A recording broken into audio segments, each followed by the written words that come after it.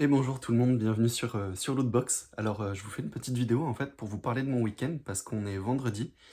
Et ce soir je vais à Grenoble pour le French Wargame Day.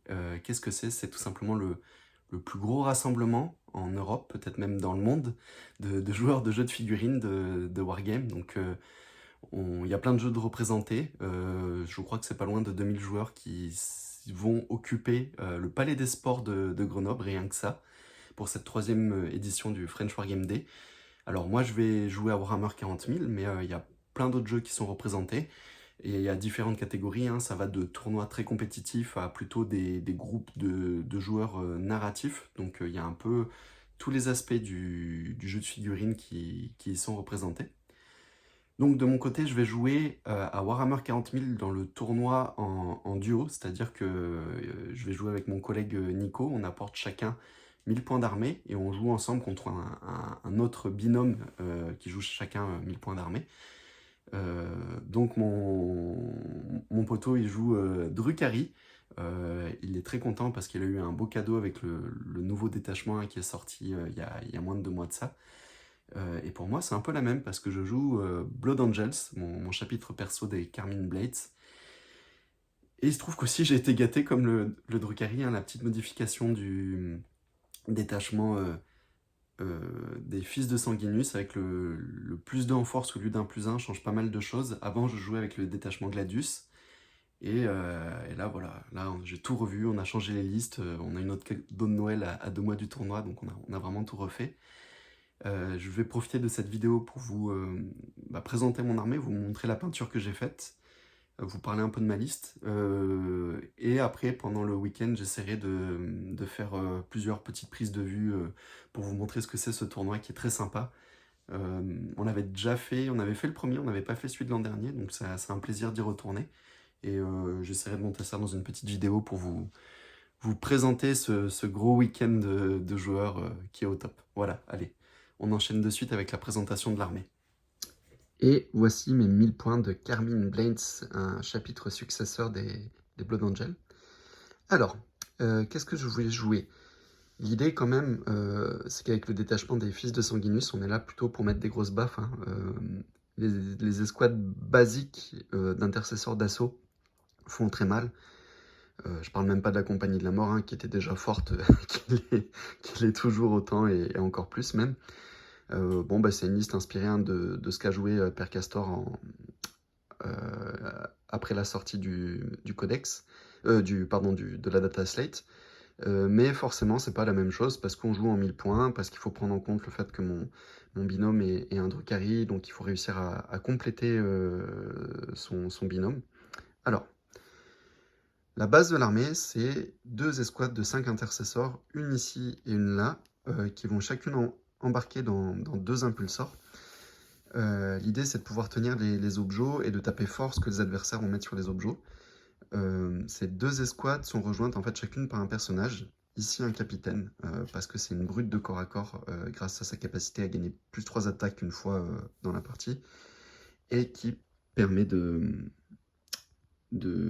simplement d'utiliser un stratagème gratuit une fois par tour. Donc ça, c'est super important. Et en fait, sur l'autre escouade, j'ai pas voulu jouer le même perso pour apporter un peu de variété, et j'ai joué le Judicar, qui est super intéressant parce qu'il donne le fight first, et ça fait pas rire sur des Blood Angels. Donc voilà, ça on va dire que c'est ma base d'armée, hein, ces 2 escouades. Elle se complète bien Drukhari parce que lui a du mal à mettre des choses sur les objets. Après, faut pas se leurrer, malgré le transport, ça va mourir, donc à moi de les utiliser de manière judicieuse et à pas tous les sacrifier en même temps le même tour. Ensuite, on a mon unité vraiment coup de poing, c'est 5 marines de la compagnie de la mort accompagnées d'un chapelain. Alors c'est pas les Martes, hein, c'est un chapelain basique parce que j'ai joué par le passé une liste en 1000 points avec 10 marines de la compagnie de la mort plus les Martes. Alors c'est génial, hein, ça détruit n'importe quoi dans le jeu, mais c'est 400 points, donc c'est un peu compliqué à 1000 points. Là j'essaye une version plus réduite pour avoir plus de choses à côté de ça. Bon, ça fait débat, hein. Nico est pas forcément convaincu, il préférait le gros pack qui était capable de laver n'importe quoi, on verra ce que ça donne. 5 scouts, voilà, c'est de la prise d'objet pour faire des actions, pour repousser les infiltrations ennemies, c'est super intéressant parce que c'est pas cher. C'est pas négligeable, ça reste des Blood Angels, donc ils tapent quand même bien au corps à corps. Petite unité super intéressante. Ici, on a le Sanguinor, qui est une unité un peu pétée, hein, ça surprend toujours tout le monde quand on leur dit « Bon, ben voilà, dès que tu vas me charger, je vais arriver au corps à corps. » Bon, bah, c'est la petite surprise, et il est assez fort. Et au milieu, derrière, on a peut-être ma meilleure unité, enfin ma préférée. C'est un Predator Ball, full lance-flamme. Ça coûte que 120 points, mais ça fait vraiment du dégât. Et surtout, ça paralyse l'adversaire parce qu'il a trop peur des Overwatch. Et même lorsque je fais peu d'Overwatch au final, parce que j'ai besoin de mes PC dans cette armée pour plein d'autres trucs, sa seule présence est vraiment handicapante mentalement pour l'adversaire. Voilà pour l'armée. C'est forcément c'est pas très populaire, hein, c'est du Blood Angel. D'un point de vue peinture, il y a tout qui a été peint avec de la peinture AK interactive, hein, celle qui est vendue sur le site Lootbox. Voilà, j'aime beaucoup et je remercie Bubble Ben Mini qui m'avait donné la recette pour peindre parce que ça marche super bien. J'adore ce rouge un peu vif, assez chaud. L'idée c'est de partir d'un rouge sombre, donc c'est le Burnt Red, il me semble, de AK. Je reviens éclaircir à l'aéro avec du Scarlet Red, qui est un rouge très vif. Et en fait, le petit twist, c'est que les éclaircies sont faits avec une couleur chair, qui est le Sunny Skin Tone, donc qui éclaircit vraiment de manière chair.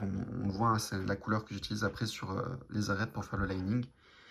Et en fait, je reviens ensuite faire un petit glacis de Scarlet Red pour reteinter cette couleur chair pêche avec du rouge. Et j'ombre ensuite au violet, je sais pas si ça se voit, mais il y a des petits sheets d'aéro, puis ensuite d'encre violette. Voilà, donc ça fait un rouge qui est assez coloré, quoi, qui va du violet jusqu'au chair. Et moi j'aime bien, je trouve ça... alors c'est un peu funky, c'est sûr, mais j'aime bien les armées comme ça. Voilà, puis après, bon, le noir c'est plus classique, hein, c'est du gris très sombre fait à l'aéro avec des linings blancs. Puis j'aime bien mettre de plus en plus de jaune, je trouve que ça complète bien l'armée, on voit avec les scouts, là j'ai fait les tuyaux, puis tous les cheveux sont blonds, hein, ça reste des Blood Angels, c'est des blondinés, donc ça apporte une petite touche de couleur. Voilà. Il manque un peu quelques décalcos, j'en avais pas assez, j'ai pas fait de weathering sur les véhicules, donc forcément là j'ai été un peu pris par le temps pour le tournoi, mais je suis content d'avoir fini ça pour à temps.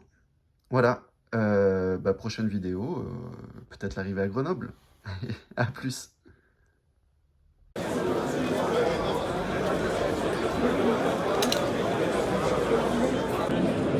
Bon voilà, on y est, on attend la ronde 1. Est-ce que tu es confiant pour le match contre Confiant, non, Ika pas et forcément. Ektan? On joue contre deux Ctans, un gros Ika, des petits et quelques immortels. La liste gros stack pour ceux qui Ouais, jouent pas liste Warhammer. gros steak. Je pense qu'on devrait quand même ramasser un petit peu au primaire.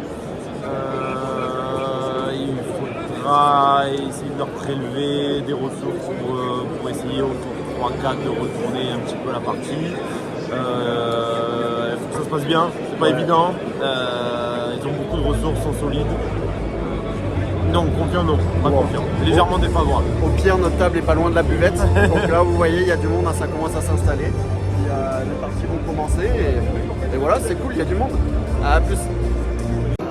Fin de la première ronde, on joue contre des adversaires donc Ika et Necro. Et on a commencé, on s'est passé sur les objectifs.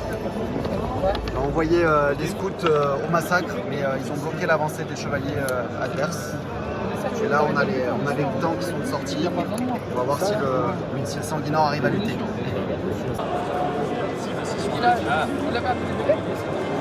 Non, c'était la zone de déploiement d'époque quand ils ont passé derrière.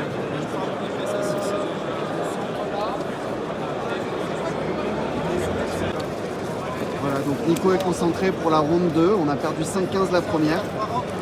On prépare la deuxième partie contre deux joueurs.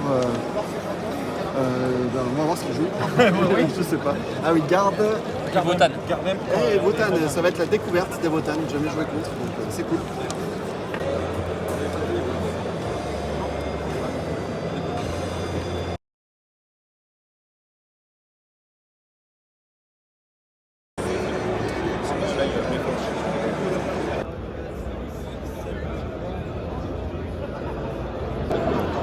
Allez, on est parti sur la première partie du dimanche, notre troisième partie au total.